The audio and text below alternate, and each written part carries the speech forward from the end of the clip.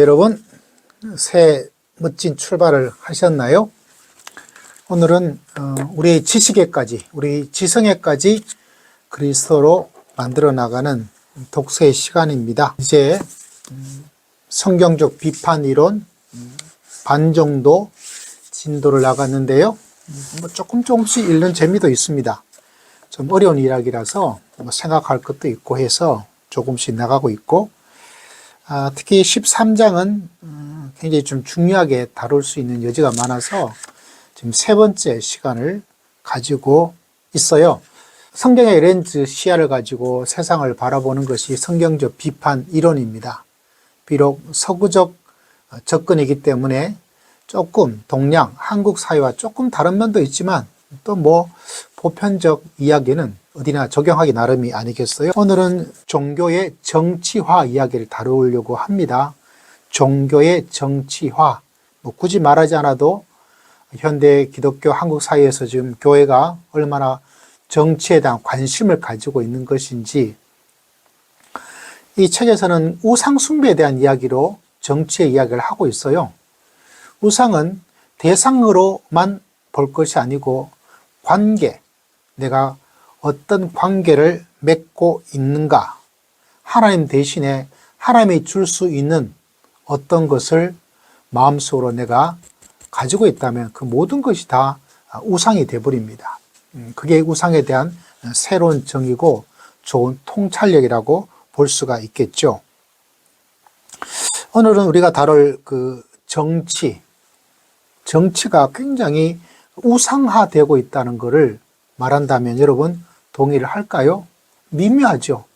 기독교적 가치관을 정치를 통해서 구현해 나간다고 봐야 될지, 아니면 정치를 우상처럼 하나님이 줄 수 있는 것처럼 우리들에게, 특히 이 시대가 세속화된 시대 속에 살고 있기 때문에 이 참 애매하기도 하고 좀 난감하기도 하고, 그러나 정말 하나님을 대신하고 하나님과 함께 정치, 지도자, 정치를 이야기하고 있다면 분명히 우상이다라고 볼 수 있지 않을까 한번 생각해 볼 여지가 있지 않겠어요? 책에는 이런 내용이 있습니다. 많은 미국인이 미국의 정치적 운명에 일어나는 변화에 대해 극단적을 반응을 보이는 것이 왜 이렇게 극단적인 반응을 보일까요? 공화당을 중심으로 하고 있는 보수 복음주의 진영들, 누가 당선되고 누가 당선되지 않는 것에 대해서 굉장히 민감하죠. 한국도 진짜 민감합니다. 대통령이 누구 당선되느냐 안 되느냐에 따라서 교회를 나온다 나오지 않는다, 우리 목사님은 보수다 진보이다, 이 교회가 진짜다 가짜이다, 이렇게 해서 극단적 반응을 보이고 있습니다. 왜 그럴까요? 이 책은 이런 이야기를 해주고 있어요. 그들은 이전에 하나님에게나 복음의 역사에 두었던 소망을 그들의 정치 지도자나 정책에 걸고 있다. 그들의 정치 지도자들이 권력을 잃으면 그들은 죽음을 경험한다. 선거 결과에 궁극적 의미를 부여하는 것이 바로 종교의 정치화, 하나의 우상이다. 하나님에게 소망을 두기도 하는데 그 소망을 정치 지도자 그리고 정책에, 우리나라 같으면 진보냐 보수냐, 윤석열 대통령이냐 이재명 대통령이냐, 그 관계를 그 사람 정치 지도자의 내 모든 것, 자기가 생각하기 이 사람 안 되니까 어떻게 해요? 나 하나님 그렇게 기도했는데 나 교회 안 나올 거야. 아니 저 교회가 뭐야? 이 교회가 진짜야? 저 교회가 진짜야? 하면서 종교적 색채로 교회를 판가름해버리고, 그걸 하지 않으면 그건 가짜 교회고 이렇게 되는 거, 그게 우상 아니고 뭐겠어요, 여러분? 그 하나의 기준과 틀을 가지고 신앙, 생활, 교회 판단하고 왜 그럴까요? 그 대상 자체를 바라보는 내 마음에 소망을 하나님에게 두는 것이 아니고 내가 좋아하는, 내가 올바르다고 생각하는 누구 정치 지도자에게. 함부로 종교적 용어를 많이 쓰고 있죠. 뭐가 하나님의 뜻이다. 내란이 하나님의 뜻이다.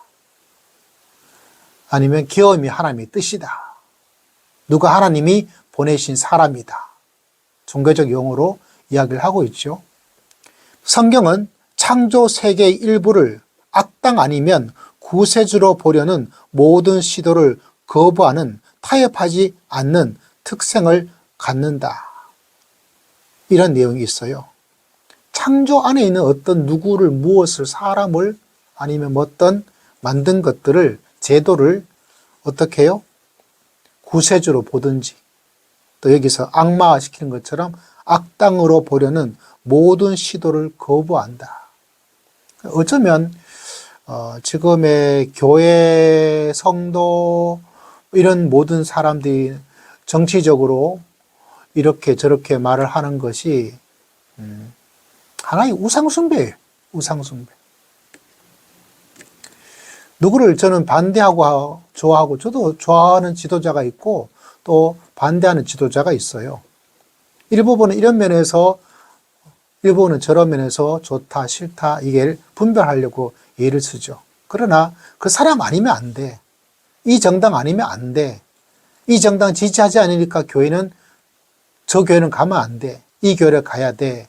그거는요, 하나님 자리에 정치 지도자와 자기의 정당을, 이데올로기를 세우고 있는 거예요. 아무리 세계관 입장에서 이해를 하려고 해도 이해가 안 돼요.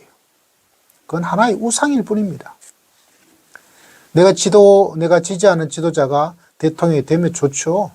저도 좋아합니다. 그러나 그 사람에게, 그 정당에 내 모든 소망을 두지 않아요. 그리고 그 정당, 그 지도자, 그 기준으로 교회를 판가름하지도 않습니다. 그걸 어떻게 판가름합니까? 하나님이 더 위에 있고 하나님의 말씀이 더 위에 있는 것이지, 이 땅의 지도자가 내가 아무리 좋아하고 내가 아무리 반대한다 하들 다 하나님 자리에 들어갈 수는 없는 거죠. 그러므로 여러분, 우리가 정말 정치 지도자와 정당을, 내가 생각하는 어떤 이데올로기를 우상화하고 있는 게 아닌가. 그게 우상숭배라고 이야기를 하고 있습니다. 자, 현대 우상에 대한 비판, 이런 이야기를 하면서 이 책에서는 이런 인용 이야기를 하고 있네요. 한번 들어보십시오. 이것을 기억하라. 만일 당신이 예수님을 위해 살지 않는다면 당신은 그 밖에 다른 어떤 것을 위해 살게 될 것이다. 이 땅에 예수님을 위해 살지 않으면 뭔가 예수님 대신 뭔가를 위해서 살게 되죠. 당신이 커리어를 위해 사는데 잘 해내지 못한다면 그것은 평생 당신을 벌할 것이고 당신은 자신을 실패자로 느끼게 만들어 날 것이다.